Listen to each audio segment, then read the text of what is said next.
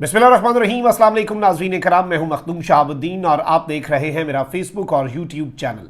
उम्मीद करता हूं आप सब लोग बखैर व आफियत होंगे और जहां भी होंगे अपने अहले खाना समेत खुश भी होंगे और महफूज भी। नाज़रीन कराम, army chief general Asim Munir से एक इंतहाई अहम और ताकतवर शख्सियत ने राब्ता किया है। आर्मी चीफ ने जो बातें कही हैं वो बड़ी वाज़ेह हैं और पाकिस्तान तहरीक इंसाफ और इमरान खान के लिए एक नई खबर है। और ये नई खबर बड़ी इंपॉर्टेंट है क्योंकि इस सब से बहुत सी गलत फहमियाँ दूर हुई हैं और बहुत कुछ वाज़ेह और क्रिस्टल क्लियर हो गया है। जबकि दूसरी जानिब लतीफ़ खोसा के घर पर हमला, इस मामले में मुलजिम पकड़ा गया है और मुलजिम ने एक नया कहर ढाया है।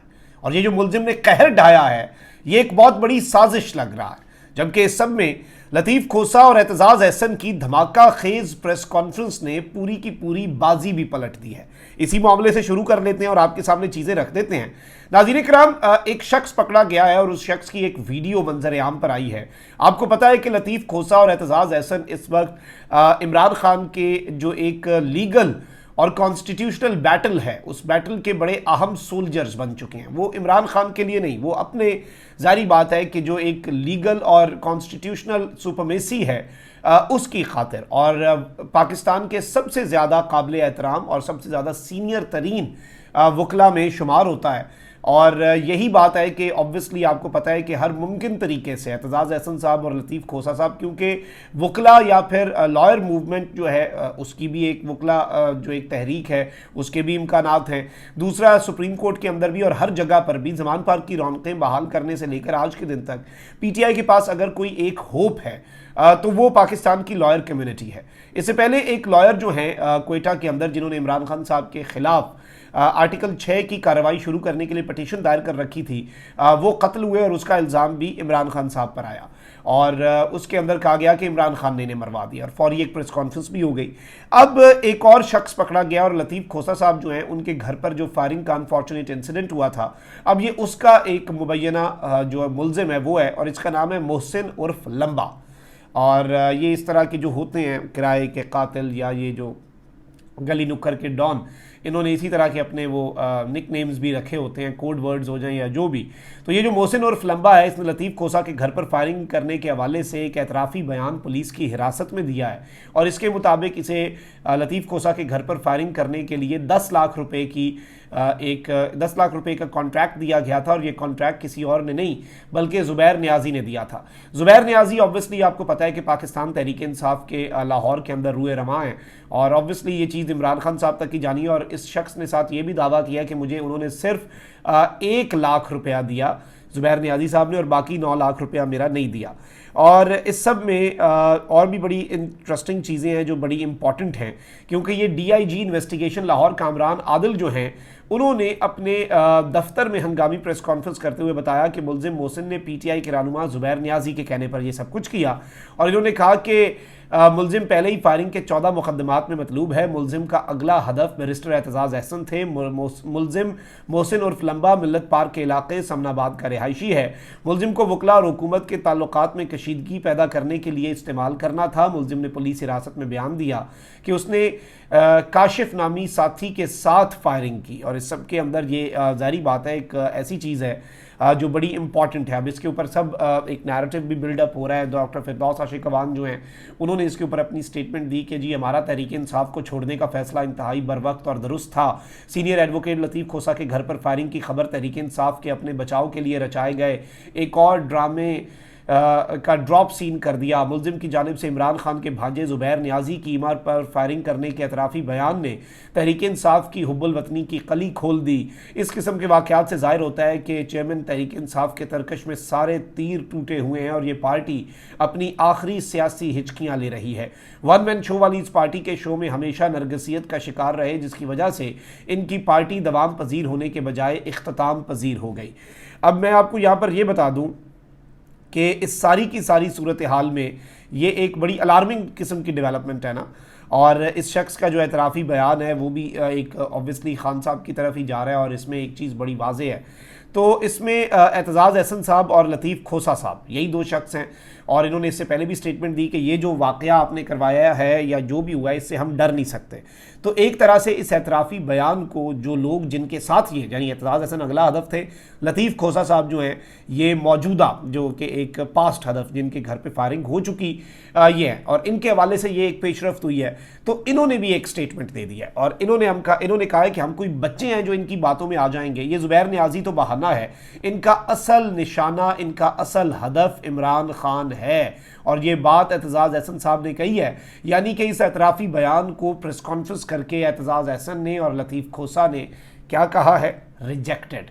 انہوں نے اس چیز کو ریجیکٹ کر دیا ہے. بلکہ آپ ان کا ایک چھوٹا سا کلپ بھی سنیں.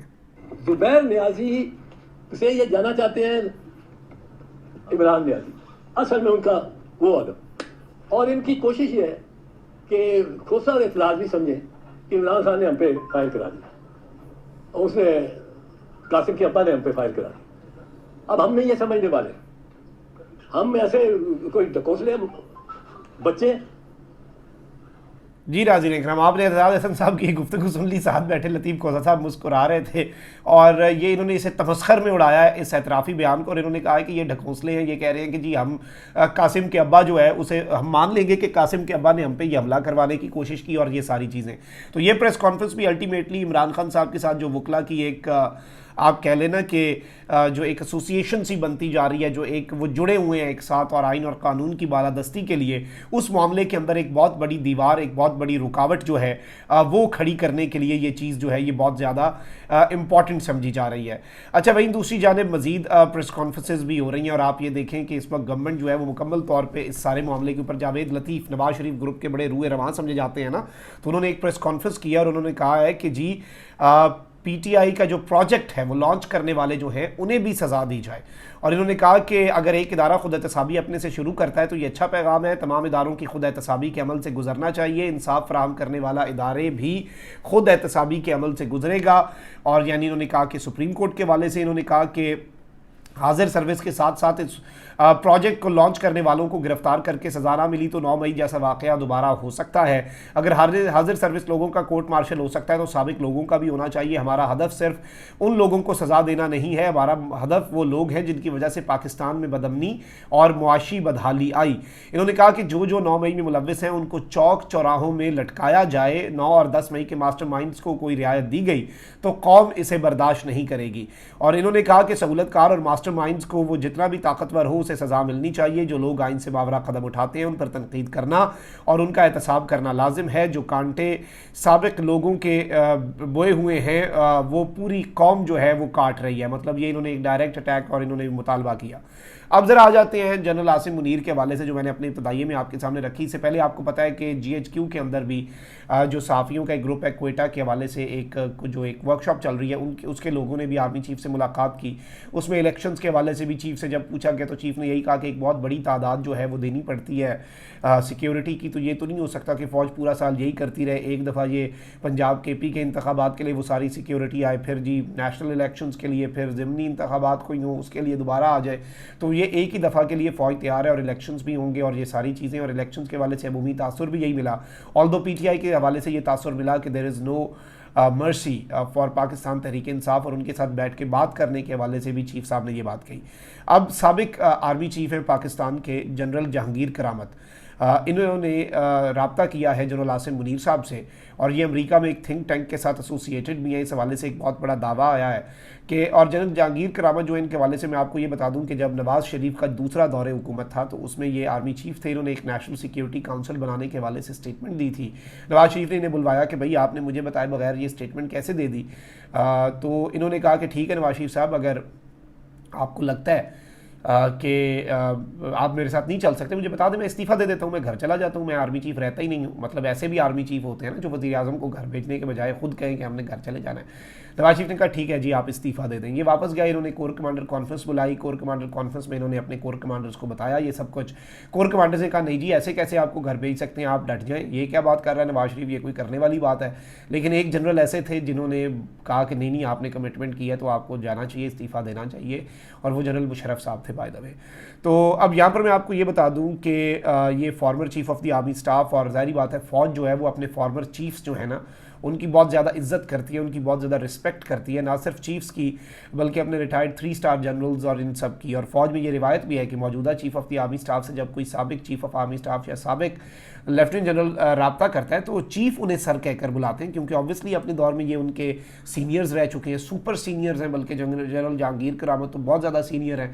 جب وہ چیف تھے اس ٹائم پہ جنرل عاصم منیر صاحب اپنے کریئر کے بالکل آغاز میں تھے، اور یہ بڑی عزت کرتے ہیں. انہوں نے ٹیلی فونک گفتگو کی ہے آرمی چیف کے ساتھ، اور جنرل جہانگیر کرامت کی خواہش پر یہ ٹیلی فونک گفتگو ہوئی. اور اس سب کے اندر ویسے میں آپ کو بتا دوں کہ D G I S P R چونکہ بتا چکے ہیں کہ ایک سابق 4 اسٹار جنرل یعنی سابق چیف جو ہیں ان کی نواسی، اس کے ساتھ ساتھ ایک 4 اسٹار کے داماد، ایک 3 اسٹار جنرل جو کہ لیفٹیننٹ جنرل ہوتا ہے ان کی وائف، اور ایک 2 اسٹار جنرل جو ہیں ان کی وائف اور بہو، یعنی 4 جنرلز جو ایسے ہیں جن کے گھر کی خواتین جو ہیں وہ اس وقت شامل ہیں جنہیں اریسٹ کیا گیا ہے. تو جنرل جہانگیر کرامت صاحب جو ہیں انہوں نے chief of the army staff سے کہا کہ جو کچھ فوج کے اندر ہو رہا ہے یہ روایات کے برعکس ہے. اختلافات بھی ہوں تو ہماری فوج کا ایک اصول ہے کہ ہم رسپیکٹ کرتے ہیں، سرونگ ہو یا ریٹائرڈ ہو، گھر کی خواتین کے ساتھ ایسا نہیں کرتے.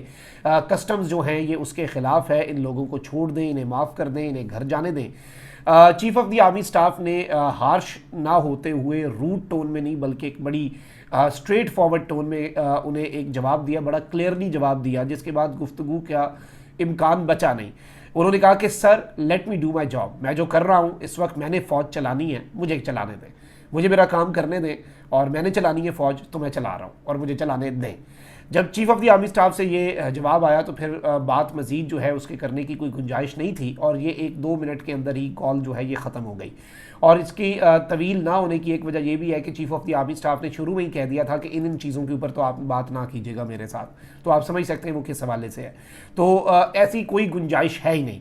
اور اگر chief of the army staff اس گفتگو میں جو سابق افسران کے گھر والے لوگوں کو 9 مئی کے واقعات میں ملوث پائے جانے والوں کو اریسٹ کے حوالے سے جو چیزیں ہیں اس میں انہوں نے جو لچک اگر دکھاتے تو گفتگو آگے بڑھتی، یا سابق آرمی چیف جنرل جہانگیر جو ہیں وہ انہیں کچھ سمجھاتے یا انہیں کچھ بتاتے کہ انہیں کیا لگتا ہے، لیکن ایسا کچھ بھی نہیں ہوا. اور یہ دعویٰ سامنے آیا ہے، اور ظاہری بات ہے اس میں میسج کس کے لیے ہے؟